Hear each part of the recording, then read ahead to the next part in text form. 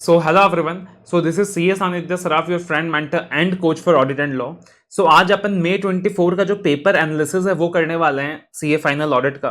और ऑब्जेक्टिव यहाँ पे डुअल रहने वाला है, दो रहने वाला है। ठीक है, एक May 24 के जो बच्चे हैं उनको आइडिया लग जाए वो तो है ही है, बट उसके अलावा जो मेन ऑब्जेक्टिव है कि जितने भी बच्चे November 24 ऑनवर्ड्स भी एग्जाम देने वाले हैं उनको भी एक प्रॉपर गाइड मिले कि यार अब पेपर किस तरीके से पूछा जाने वाला है इन फ्यूचर अटेम्प्ट्स, और अब क्या नया पैटर्न बन गया है ऑडिट का इन न्यू सिलेबस।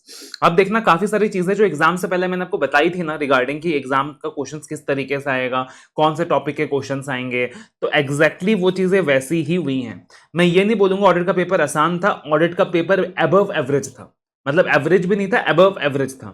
मतलब कंपैरेटिवली आप बोल सकते हो टफ था, बट एक्सट्रीमली टफ नहीं था। But yes, it was tough, it was challenging, it was not spoon feeding. ठीक है ना। और अब पेपर्स ऐसे ही आने वाले भी हैं। तो आप अगर पेपर देखोगे तो हर एक क्वेश्चन केस स्टडी के पैटर्न में है, कहानियों के पैटर्न में है, कोई भी क्वेश्चन डायरेक्ट पैटर्न में नहीं है।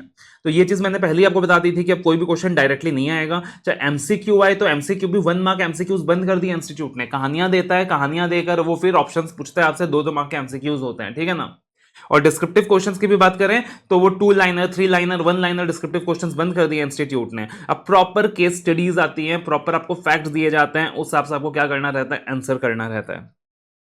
तो आप देखो हर एक क्वेश्चन पेपर का जो है वो प्रॉपर केस स्टडीज के पैटर्न के हिसाब से है। हर एक क्वेश्चन, एवरी क्वेश्चन, चाहे वो प्रोफेशनल एथिक्स का हो, चाहे वो स्टैंडर्ड्स का हो, चाहे वो बाकी टॉपिक्स का क्यों ना हो, हर एक question proper case study format में है। ठीक है। दूसरी चीज, अब देखिएगा मैंने आपको एक चीज बताई थी। क्या बताया था मैंने आपको एग्जाम से पहले कि देखना professional ethics standards of auditing audit report का जो वेटेज होगा लगभग 60 नंबर का होगा पेपर में। तो आप देखोगे कि professional ethics standards of auditing audit report का वेटेज जो है डिस्क्रिप्टिव प्लस एमसीक्यूज मिलाकर वाकई ही 60 मार्क्स के अराउंड है। फिर मैंने आपको बताया था कि जो नए स्टैंडर्ड्स होंगे वो काफी इंपॉर्टेंट होंगे। तो आप देखोगे करीबन जो नए स्टैंडर्ड्स हैं उनसे काफी अच्छा खासा वेटेज आया है, 15 से 16 नंबर का weightage from the new standards आया है। ठीक है। तो वो चीज भी है। उसके बाद मैंने आपको बताया था कि प्रोफेशनल एथिक्स में अब खाली शेड्यूल्स एंड क्लॉजेस इंपॉर्टेंट नहीं है, शेड्यूल्स क्लॉजेस के पीछे मत भागिएगा, प्रोफेशनल एथिक्स का हर एक कोना इंपॉर्टेंट है। तो इंस्टीट्यूट ने वही काम करा है कि सर प्रोफेशनल एथिक्स का जो बाकी जो कोना है, एक्ट का पार्ट हो गया, गाइडलाइंस का पार्ट हो गया, जैसे कि मैंने आपको बताया था कि अगेन वहां से भी क्वेश्चन पूछे गए हैं, नौकलार के ऊपर भी क्वेश्चन पूछे गए हैं, जो basic overview of the act है वहां से भी क्वेश्चन पूछे गए हैं। तो क्वेश्चन मतलब हर तरफ से आ रहा है। ऐसा नहीं है कि ठीक है यार शेड्यूल इंपॉर्टेंट है, शेड्यूल कर लो चलो काम हो गया, नहीं, बिल्कुल नहीं। अब वो पैटर्न जा चुका है। तो question can come from anywhere, है ना, क्वेश्चंस कहीं से भी आ सकते हैं वहां पे। उसके बाद मैंने आपको बताया था सर कि कभी कभी जो कहानियां होती हैं ना स्टडी मैट की, उसको भी थोड़ा रीड करना जरूरी होता है, रेलिवेंट होता है। काफी बच्चे सीधा सीधी बोलते हैं सर एकदम शॉर्ट में नोट्स दे दो, शॉर्ट में बुक दे दो, सीधा सीधी हेडर दो, सीधा सीधी आंसर दो, उससे काम नहीं चलता। क्योंकि इंस्टीट्यूट जो कहानियां देता है ना काफी बार वो स्टडी मैट की कहानियां होती है, और अगर वो कहानियां आपने कभी भी रीड नहीं करी है जिंदगी में तो क्वेश्चन क्रैक करना आसान नहीं होता। सो वो कहानियां एटलीस्ट रीड करना इंपॉर्टेंट होता है, भले आप उसको याद ना करो। तो ये चीज अपने को समझना है। तो फिलहाल अभी हर एक क्वेश्चन अपन इंडिविजुअली डिस्कस नहीं कर रहे, बट ओवरऑल एक पेपर का असेसमेंट करने वाले हैं। हमारे बुक से क्वेश्चन आया नहीं आया, कितने क्वेश्चंस बुक से आए, कितने क्वेश्चंस बाहर से आए, क्वेश्चंस का लेवल क्या था, ये सारी चीजें डिस्कस करने वाले हैं। और जो भी आगे बच्चे एग्जाम देने वाले हैं ना November 24 एंड ऑनवर्ड्स, उनको ऑडिट की तैयारी कैसे करनी है उस चीज के ऊपर भी अपन बात करने वाले हैं। ठीक है। तो सबसे पहले मैंने आपको एक चीज और बताई थी कि ऑडिट में 5-10 नंबर का सवाल हमेशा ऐसा होता है जो आउट ऑफ द बॉक्स होता है। 5-10 नंबर हो सकता है, 20 नंबर तक भी हो जाए, हो सकता है 20 मार्क्स तक भी हो जाए कि पेपर्स कुछ क्वेश्चंस ऐसे होंगे जो आउट ऑफ द बॉक्स होंगे। वो शेड्यूल रहेगा, कोई क्वेश्चन तुमसे उठाकर पूछ लेगा, वो इंड एस का पूछ लेगा, एफआर अकाउंटिंग का कोई क्वेश्चन तुमसे पूछ लेगा, जो ऑडिट का सिलेबस का पार्ट ही नहीं है डायरेक्टली। इनडायरेक्टली तुम बोल सकते हो ऑडिट का पार्ट है, बट डायरेक्टली ऑडिट का पार्ट ही नहीं है। इस बार भी उसने करा, कंसोलिडेशन में उसने कुछ एंट्रीज पूछ ली, तो कुछ शॉकिंग चीज नहीं है, वो अकाउंटिंग का नॉलेज चेक कर रहा है वहां पे आपका। तो हर अटेम्प्ट में वो ऐसा करेगा कि कोई दूसरा सब्जेक्ट का नॉलेज वो आपका चेक करने वाला है। और अब तो ये चीज ऐसे भी नया नहीं है आपके लिए, क्योंकि इंटीग्रेटेड केस स्टडीज वाला जो पेपर अपना पेपर 6, उसमें तो एनीवेज इंस्टीट्यूट आपका हर एक सब्जेक्ट का नॉलेज इंटरलिंक करके चेक करने वाला है ना। तो that is something not new.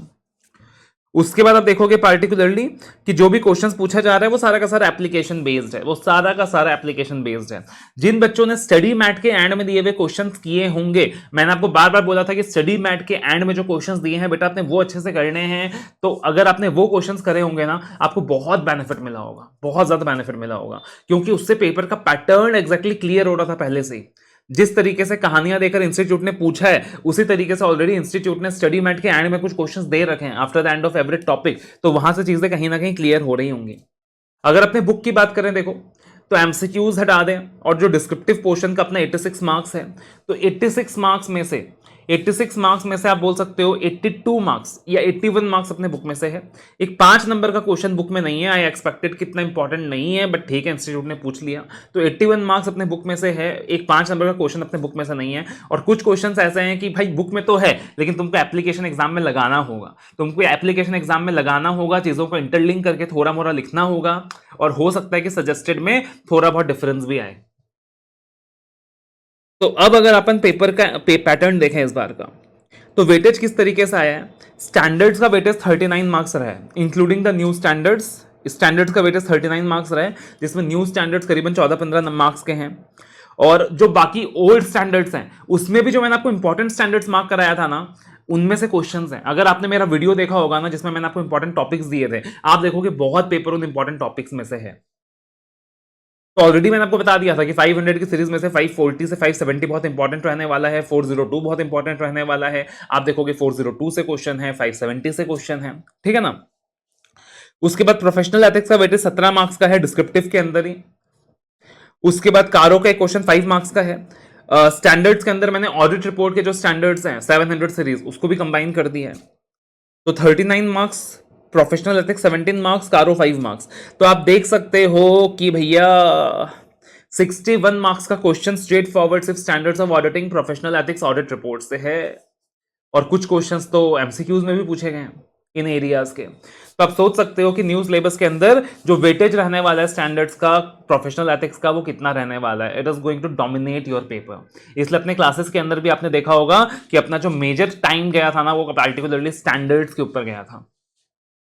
उसके बाद देखना डिजिटल ऑडिट बता ही दिया था, एक क्वेश्चन 5 नंबर का आएगा ही आएगा, तो एक क्वेश्चन आ गया। एनबीएफसी बैंक ऑडिट में से बताया था कोई भी एक टॉपिक से चांसेस है कि एक क्वेश्चन आ जाए, तो आप देखोगे एनबीएफसी से इन्होंने डिस्क्रिप्टिव में 4 नंबर का पूछ लिया है। और बैंक ऑडिट से डिस्क्रिप्टिव में एक भी सवाल नहीं है। और मैंने आपको बताया था कि हर टॉपिक इक्वली इंपॉर्टेंट होता है। ये मत करना कि बैंक ऑडिट में तो जब तक जहान वाली पढ़ाई कर रहे हैं और कोई ईएसजी जैसे टॉपिक में ज्यादा मेहनत नहीं कर रहे हैं, तो वो चीज अपने को नहीं करनी है। उसके बाद ग्रुप ऑडिट से क्वेश्चन है 5 नंबर का, बट ग्रुप ऑडिट के साथ इन्होंने मजाक किया है। जो क्वेश्चन पूछा है that is completely accounting based, तो जो ऑडिट में अपन ने पढ़ा है उससे उसका कोई लेना देना नहीं है, दैट आई एग्री। कुछ एंट्रीज वगैरह पास करने की बात की है उसने। इंटरनल ऑडिट का एक क्वेश्चन जो 4 मार्क्स का है पार्टिकुलरली, दैट वाज अनएक्सपेक्टेड। देखो digital audit, NBFC, group audits, internal audit, in fact standards P also, वो सारे कॉन्सेप्ट्स अपन ने डिस्कस करे हैं, बुक के अंदर हैं, कहाँ हैं मैं भी आपको बता भी दूंगा साथ साथ। लेकिन इंटरनल ऑडिट का जो क्वेश्चन था ना, एग्जाम्पल बेस्ड ऑडिट ट्रेल का पूछा था, that was from unexpected lines. मतलब स्टडी मैट में है, मैंने एक्सपेक्ट नहीं किया था कि उससे क्वेश्चन पूछा जाएगा, बट स्टिल उस क्वेश्चन को अटेम्प्ट करके आप 4 में से 2 नंबर ला सकते हो। जो क्वेश्चन पूछा गया जनरल नेचर का क्वेश्चन है, उसको अटेम्प्ट करके 4 में से 2 नंबर ला सकते हो। एसडीजी ईएसडी एश्योरेंस 4 नंबर बोला था, इससे आएगा ही आएगा। Due diligence, investigation, forensic audit, again इससे क्वेश्चन आया 5 नंबर, ये भी इंपॉर्टेंट चैप्टर की लिस्ट में था। अब देखना जो क्वेश्चंस पूछे गए हैं पार्टिकुलरली, जो पहला क्वेश्चन पूछा गया है क्वेश्चन 1A, तो वो बेस्ड है एसक्यूसी एंड एसए 220 के ऊपर। क्योंकि ऑडिट करते वक्त उसने पूछा है कि भैया what are the factors to be considered in acceptance and continuation of client relationship. और एक चीज ध्यान रखिएगा, आप जब केस स्टडी रीड करोगे तो ऐसा नहीं है कि सिर्फ 4 पॉइंट्स लिख के आने जो वहां दिया है, उसमें पार्टिकुलरली इंटीग्रिटी वगैरह पे उसने फोकस किया है, तो उनके बारे में भी लिख के आना है। और क्योंकि ऑडिट के बारे में चर्चा हो रही है, तो ऑडिट के केस में एसक्यूसी भी लगता है, ऐसे 220 भी लगता है, तो आपने दोनों रेफर करके आना है। हमारे बुक के अंदर पेज नंबर 4.6 एसक्यूसी के अंदर भी सेम कंटेंट अवेलेबल है, ऐसे 220 के अंदर भी अवेलेबल है। तो पेज नंबर 4.6 4.29 में आपको इसका आंसर मिल जाएगा। एंड सिमिलर लाइन का क्वेश्चन अपन ने डिस्कस भी किया है, मेरे कॉन्सेप्ट बुक के ही एंड में similar line of question available है, आप चेक कर सकते हो। उसके बाद क्वेश्चन नंबर 1B जो कि बेस्ड है ऑन ऑडिट रिपोर्ट चैप्टर, जिसके अंदर ऐसे 570 ऐसे 700 का मिक्स्ड एप्लीकेशन है, ठीक है ना, जहां पे गोइंग कंसर्न पैराग्राफ की बात हो रही है, ओपिनियन पैराग्राफ की बात हो रही है। तो इस पार्टिकुलर एरिया से क्वेश्चन आता ही आता है, मैंने आपको पहले ही बताया था। नया क्वेश्चन है, सच रिपीटेशन नहीं है, बट सिमिलर क्वेश्चंस पहले आ चुके हैं। तो page number 3.6 of our book you can get this particular concept. उसके बाद जो क्वेश्चन नंबर 1C है बेस्ड ऑन ऐसे 810 जो अपना नया स्टैंडर्ड था, तो page number 4.199 of our concept book में you can get this particular concept. किस चीज के ऊपर क्वेश्चन था कि factors affecting the auditor's determination of acceptability of applied criteria. 1A 1B 1C, आप अगर आपने क्लासेस बढ़िया से की है, आपने अच्छे से किया है कॉन्सेप्ट नोट्स वगैरह, तो बहुत आराम से आप ये तीनों क्वेश्चन अटेम्प्ट कर सकते हो। उसके बाद क्वेश्चन नंबर 2A, ये थोड़ा टेढ़ा क्वेश्चन है भाई, ये मुझे पता है कि तुम लोग लिख के आए होगे, बट चांसेस है कि इसमें 5 में से आपको शायद 3 नंबर या 4 नंबर ना मिले, 2 नंबर तक मिले, चांसेस है, क्योंकि हो सकता है कि सजेस्टेड में भी आप देखोगे इंस्टीट्यूट थोड़ा अलग तरीके से आंसर्स को प्रेजेंट करे, चांसेस है। बट 402 का क्वेश्चन है, टाइप 2 रिपोर्ट के ऊपर क्वेश्चन है, operating effectiveness of controls and expects to be considered to use such report as audit evidence के ऊपर क्वेश्चन है। हमारे बुक के अंदर 4.89 4.92 में इसका आंसर अवेलेबल है, ठीक है। बट अगेन मैं बोलूंगा 2A थोड़ा टेढ़ा बेगा क्वेश्चन है, 2A के अंदर मैं उम्मीद लगाता हूं कि आपको 5 में से शायद 2 नंबर तक ही मिलेंगे, लेकिन 1A 1B 1C में आपने इसको अच्छे से अटेम्प्ट किया रहेगा। 2B प्रोफेशनल एथिक्स का क्वेश्चन है, कॉन्फिडेंशियलिटी के ऊपर है, जो अपन ने 5 थ्रेड्स पढ़े थे, तो अगेन ये क्वेश्चन भी आप अच्छे से अटेम्प्ट कर सकते हो, क्योंकि मैंने आपको बता दिया था कि overview of code of ethics बहुत इंपॉर्टेंट है, और क्लास में सबसे पहले मैंने overview of code of ethics ही कराया था। एंड अगेन हमारे बुक के अंदर 1.6 1.7 के अंदर इसका डिस्कशन अवेलेबल है। तो ये क्वेश्चन भी आपने बड़े प्यार से किया होगा एग्जाम में। Question number 2C, internal audit, audit trail. अब ऑडिट ट्रेल में कुछ एग्जांपल बेस्ड क्वेश्चन पूछा है इन्होंने, कुछ इलस्ट्रेशन बेस्ड क्वेश्चन पूछा है इन्होंने, तो पार्टिकुलरली इंस्टीट्यूट ने यहाँ पे थोड़ा सा गेम खेला है, स्टडी मैट में लास्ट में जाके छोटा सा इलस्ट्रेशन दिया था, वहां से क्वेश्चन पूछा है। बट ऑडिट ट्रेल का कॉन्सेप्ट लिख के आओगे, थोड़ा सा बना के अंडरस्टैंडिंग के हिसाब से भी लिख के आओगे, तो यहाँ 4 में 2 नंबर मिल जाएगा। तो यहाँ पे मैं बोल सकता हूँ कि आपका एवरेज आंसर रहने वाला है ये। Due diligence investigation forensic audit, again जो क्वेश्चन आया है दैट वाज रिपीटेड ओनली, पुराने एग्जाम्स में भी आए हुए हैं, क्लास में अपन ने इंपॉर्टेंट भी मार्क कराया था। Steps to investigate the profitability of the business for judging the accuracy of the schedule of repayment. And अपने बुक के अंदर पेज नंबर 9.1.5 से लेके 1.7 तक ये चीजें कवर्ड है। उसके बाद क्वेश्चन 3B, ऐसे 580 का क्वेश्चन, WR का question, date and periods covered by WR। तो ये सिमिलर क्वेश्चन, सेम क्वेश्चन अपने क्वेश्चन बैंक में भी अवेलेबल है, क्वेश्चन नंबर 5 ऑफ ऐसे 580। आरटीपी में 19 का क्वेश्चन है, और स्टडी मैट 2023 में भी ये क्वेश्चन अवेलेबल है। उसके बाद क्वेश्चन नंबर 3C, जो कि अगेन प्रोफेशनल एथिक्स के ऊपर है, volume 2 of professional ethics, regulation 191 clause 11 के ऊपर है। तो अगेन ये क्वेश्चन आपने कर दिया होगा, कोई दिक्कत की बात नहीं होगी यहाँ पे। पेज नंबर 1.52 1.54 पे इसका कॉन्सेप्ट अवेलेबल है। Question number 4A, again a very nice question, completely application based question, SQC1 plus SA220 plus EQCR for listed entities, difference of opinion, इन सब के ऊपर बेस्ड है, बट अगेन बुक में अच्छे से कवर्ड है। और मेरे बुक में क्या अच्छे से कवर्ड है यार, सब कुछ स्टडी मैट से ही तो है, आपन ने भी तो बुक स्टडी मैट से ही बनाया है।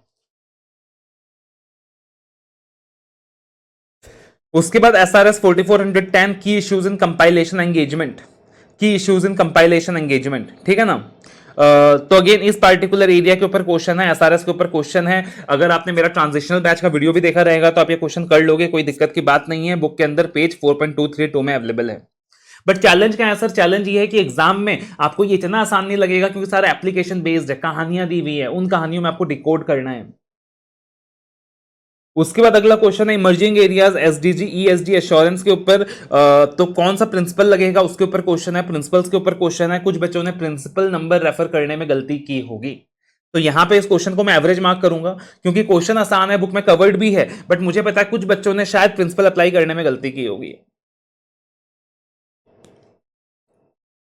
उसके बाद क्वेश्चन नंबर 5 है एसआरई 2410 के ऊपर क्वेश्चन है। Right, it is based on SRE 2410, that is going concern significant uncertainties mixed application का क्वेश्चन है। तो ऑलरेडी SRE 2410 में गोइंग कंसर्न का पैराग्राफ अपना अवेलेबल है, वहीं से क्वेश्चन पूछा गया है, page number 4.223।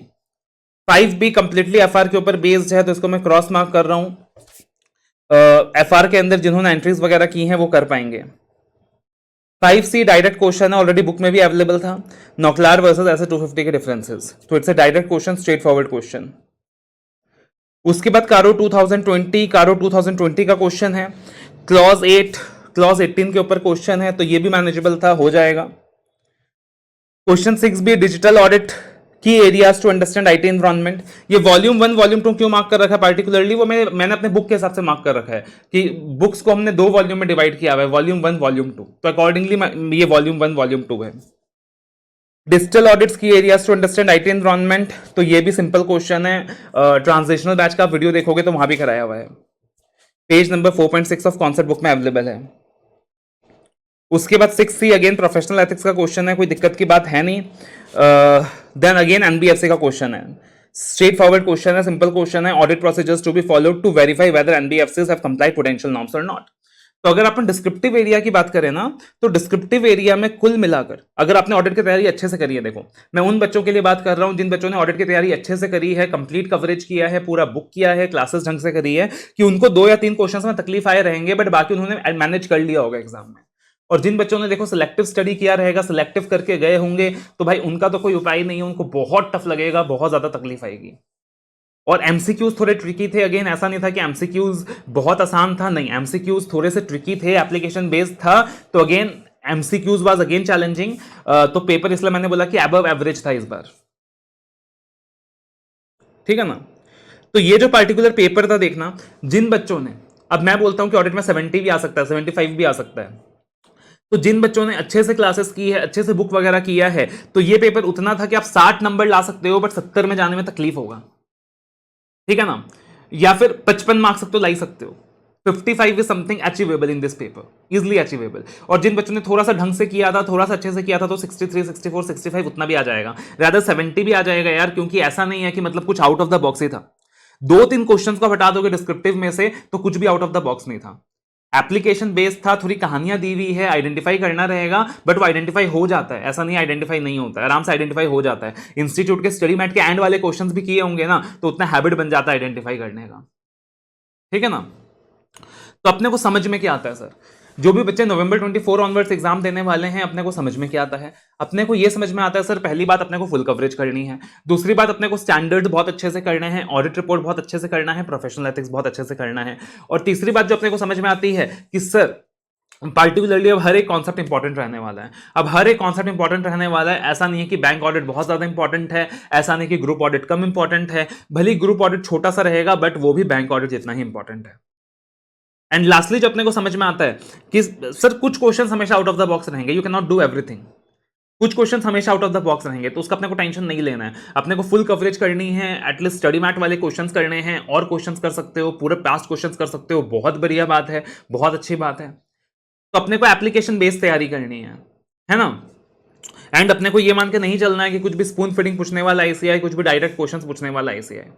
Application based questions आएंगे, अपने को उस हिसाब से तैयारी करनी है, कवरेज अपने को प्रॉपर रखनी है, सिलेक्टिव स्टडीज अपने को नहीं करना है, शॉर्टकट अपने को नहीं अपनाना है। अब शॉर्टकट अपनाने का टाइम जा चुका है, शॉर्टकट अपनाने का जमाना जा चुका है। शॉर्टकट अपनाओगे भैया तो एग्जाम में भी शॉर्टकट ही लग जाएगा तुम्हारा, तो अब शॉर्टकट नहीं अपनाना है तुमको, प्रॉपरली क्लासेस करनी है, ढंग से करनी है, मेहनत करनी है, ठीक है ना। एंड अकॉर्डिंगली क्या करना है, आपको एग्जाम्स देना है, और सेम चीज आपके पेपर 6 में भी दोबारा काम आना है। तो accordingly now you have to gear up with the new pattern, no selective studies, 100% coverage, ठीक है ना। और रिवाइज कैसे करेंगे सर बार बार, तो कोई बात नहीं, उसके लिए ऑडियो क्लिप्स होगा, रिविजनरी वीडियोस रहेगा, उन सारी चीजों से आप क्या कर सकते हो, मल्टीपल रिविजन्स कर सकते हो, बट शॉर्टकट फिलहाल नहीं अपना सकते, वो पैटर्न जा चुका है, ये चीज अपने दिमाग में बैठा लीजिए। All the best.